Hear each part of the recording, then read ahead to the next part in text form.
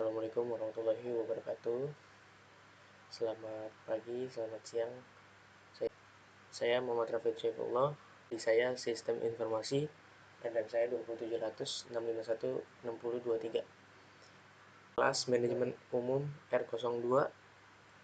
Dosen saya Ibu Ira Diana Solihati, SSI MMSI. Nah, di sini saya akan menjelaskan tentang pengertian manajemen, definition of management. Definisi dari manajemen itu adalah manajemen itu berasal dari bahasa Prancis yang dikatakan Prancis kuno yang dikatakan oleh manajemen yang memiliki arti seni, melaksanakan dan mengatur. Nah, manajemen belum memiliki definisi yang mapan dan diterima secara universal. Nah, kata manajemen mungkin berasal dari bahasa Italia pada tahun 1561 atau yang disebut dengan manager yang berarti mengendalikan. Nah, terutamanya yaitu mengendalikan kuda yang berasal dari bahasa Latin atau manus yang berarti tangan. Nah, kata ini mendapat pengaruh dari bahasa Prancis atau manage yang berarti kepemilikan kuda yang berasal dari bahasa Inggris yang berarti seni mengendalikan kuda. Nah, di mana istilah Inggris ini juga berasal dari bahasa Italia. Next, yaitu lingkungan manajemen.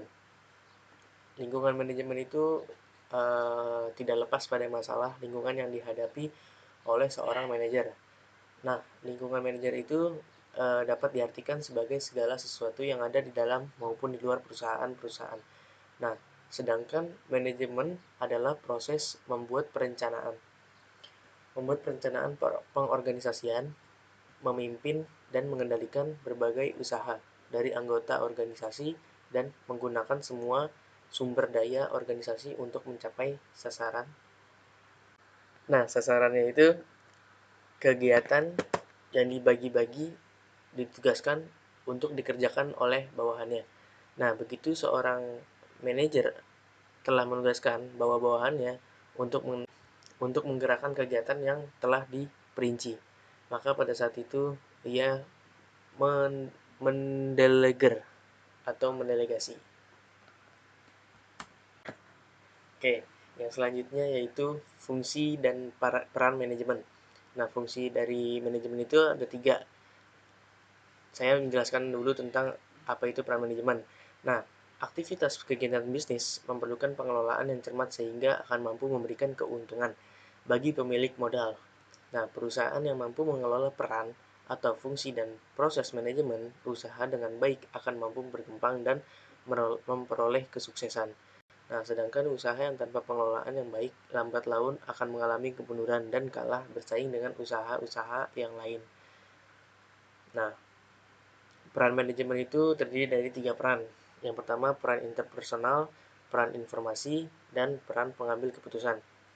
Peran interpersonal itu yaitu dilakukan manajer berhubungan dengan karyawan dan orang-orang sekitarnya, seperti figurehead dan leader dan liaison. Figurehead itu kewajiban pimpinan untuk keinginan mengikuti acara-acara sebagai wakil perusahaan. Leader itu manajer berperan sebagai pemimpin untuk memacu kinerja karyawan. Liaison itu peran manajer dalam berhubungan dengan pihak lain. Selanjutnya peran informasi, berperan dalam memperoleh dan menyebarkan informasi yang berkaitan dengan organisasi. Nah, peran ini meliputi yaitu monitor, diseminator, dan spokesperson. Nah, monitor itu adalah manajer yang berperan mengawasi kebutuhan informasi yang diminta organisasi.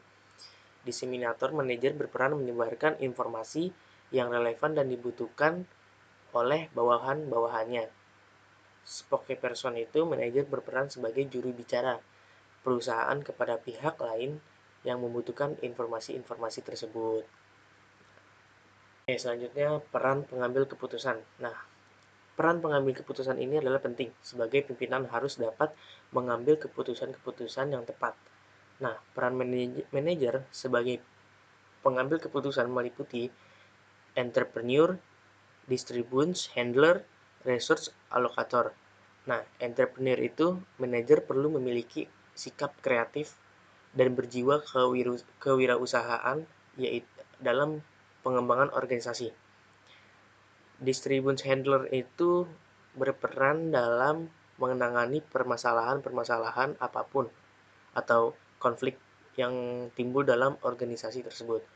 Resource allocator adalah berperan dalam menentukan alokasi sumber daya yang dimiliki sehingga dapat digunakan secara optimal. Nah, sekarang kita masuk ke fungsi manajemen. Fungsi manajemen itu ada 3. Ada perencanaan, pengarahan, pengendalian, atau disebut dengan planning, directing, controlling. Yang pertama yaitu planning. Planning merupakan rencana awal manajemen yang dimulai dari penetapan tujuan dan kemudian menetapkan perencanaan untuk mencapai tujuan tersebut. Nah, perencanaan berhubungan dengan tujuan yang akan dicapai di masa yang datang. 2. Pengarahan atau directing. Pengarahan adalah fungsi manajemen yang bertujuan untuk memberikan panduan dan panutan kepada karyawan sehingga kegiatan operasional akan berjalan sesuai dengan yang diinginkan oleh organisasi. Pengarahan berkaitan dengan kepemimpinan seseorang terhadap orang lain dan membentuk suasana yang kondusif dan dinamis, sehingga karyawan termotivasi untuk bekerja dan mencapai tujuan organisasi. Yang ketiga, pengendalian controlling. Pengendalian merupakan untuk pengawasan dan kontrol dari manajemen terhadap kegiatan operasional organisasi adalah apakah sudah sesuai dengan rencana yang ditetapkan dan sesuai dengan arahan tujuan organisasi tersebut. Nah, pengendalian atau controlling ini mencegah adanya kegagalan dengan cara mengamati kinerja organisasi secara keseluruhan dan melakukan evaluasi apabila diperlukan. Nah, fungsi pengendalian berawal dari penetapan standar, penilaian, pengukuran kinerja, kegiatan. Lingkungan internal dan eksternal manajer atau manajemen. Lingkungan ekstern atau eksternal terdiri atas unsur-unsur yang berada di luar organisasi, di mana unsur-unsur ini tidak dapat dikendalikan dan diketahui terlebih dahulu oleh manajer. Di samping itu juga akan mempengaruhi manajer di dalam pengambilan keputusan yang akan dibuat. Nah, unsur-unsur lingkungan eksternal organisasi contohnya yaitu perubahan perekonomian, peraturan pemerintah, perilaku konsumen atau masyarakat, perkembangan teknologi, politik, dan lain sebagainya. Lingkungan eksternal dibagi menjadi 2, yaitu lingkungan mikro dan lingkungan makro. Lingkungan eksternal mikro yaitu lingkungan yang mempunyai pengaruh langsung terhadap kegiatan manajemen. Lingkungan eksternal mikro diartikan sebagai faktor-faktor di luar rumah tangga, produksi atau dunia usaha yang berpengaruh langsung terhadap kegiatan dunia usaha, yaitu seperti penyedia atau pemasok atau supplier dan perantara. Lingkungan eksternal makro yaitu lingkungan yang mempunyai pengaruh tidak langsung. Masing-masing anggota dunia usaha memiliki perbedaan dalam memberikan faktor-faktor yang secara konkret dapat dimasukkan ke dalam lingkungan eksternal, makro atau mikro. Hal ini disebabkan oleh sifat majemuk kegiatan dunia usaha. Oleh karena itu, pertimbangan pemilihan faktor eksternal makro dan mikro dilakukan secara umum. Unsur-unsur lingkungan eksternal mikro dan makro dunia usaha adalah keadaan alam, politik dan hankam, hukum peraturan perundang-undangan, perekonomian, dan pendidikan dan teknologi, tingkat kecerdasan kehidupan masyarakat yang berkaitan dengan penguasaan dan pengembangan. Lingkungan eksternal manajemen. Lingkungan internal dunia usaha adalah faktor-faktor yang berada di dalam kegiatan produksi dan langsung mempengaruhi hasil produksi. Faktor-faktor tersebut masih berada dalam jangkauan keputusan yang diambil oleh pihak pelaksana dunia usaha, sehingga dapat dikuasai langsung atau controllable. Nah, faktor-faktor yang dimaksud lingkungan internal dunia usaha adalah yang pertama tenaga kerja, yang diartikan pekerja atau karyawan. Yang kedua, peralatan atau mesin-mesin. Yang ketiga, modal. Yang keempat, bahan-bahan. Yang kelima, sistem informasi dan administrasi untuk kepentingan pengambilan keputusan bagi manajemen.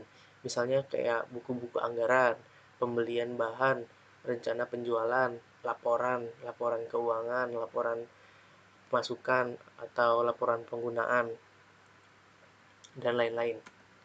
Nah, wewenang dan delegasi manajemen. Delegasi satu prinsip organisasi adalah delegasi kekuasaan. Nah, seseorang manajer mempunyai tugas tertentu, tetapi karena orang yang mencapai hasil melalui bawahannya dan karena seorang manajer itu mempunyai waktu, pengetahuan, dan perhatian yang terbatas, tidak mungkin dilakukan tugas sendiri yang melaksanakan tugasnya. Nah, dia harus juga bertanggung jawab akan pelaksanaan tugas itu yang sebaik-baiknya. Nah, seorang manajer atau manajemen harus berdelegasi sebagai tugasnya kepada bawahannya. Nah, pembicaraan di muka tentang departementasi sesungguhnya erat hubungannya dengan pegedelasi tugas ini. Nah, seorang manajer yang mengadakan departementasi berarti membagi kegiatan-kegiatannya atas beberapa kegiatan yang lebih kecil. Kegiatan yang dibagi-baginya ditugaskan untuk dikerjakan oleh bawahannya. Begitu seorang manajer telah menugaskan bawahan-bawahannya untuk menggerakkan kegiatan yang telah diperinci, maka pada saat itu ia mendelegar. Nah, wewenang dapat diperbandingkan dengan sistem syaraf dalam tubuh manusia. Tanpa otak dan syaraf, tubuh manusia tidak dapat berfungsi. Tanpa suatu sistem wewenang, suatu organisasi juga tidak dapat berfungsi. Nah, wewenang atau authority adalah hak untuk melakukan sesuatu atau memerintah orang lain untuk melakukan atau tidak melakukan sesuatu agar tercapai tujuan tertentu. Sebagai contoh, seorang manajer suatu organisasi mempunyai hak untuk memberi perintah dan tugas, serta menilai pelaksanaan kerja karyawannya di bawahnya. Wewenang ini merupakan hasil delegasi atau pelimpahan wewenang dari posisi atasan ke bawahan dalam organisasi. Sentralisasi dan desentralisasi. Sentralisasi merupakan kondisi yang mana pengambilan keputusan dipusatkan pada satu titik tinggal dalam organisasi. Nah, dalam organisasi yang tersentralisasi, pada manajer puncak yang mengambil sebuah keputusan dan para manajer level rendah melaksanakan pengarahan dari mereka. Konsep dari sentralisasi hanya meliputi otoritas formal, yaitu hak-hak yang melekat pada suatu posisi.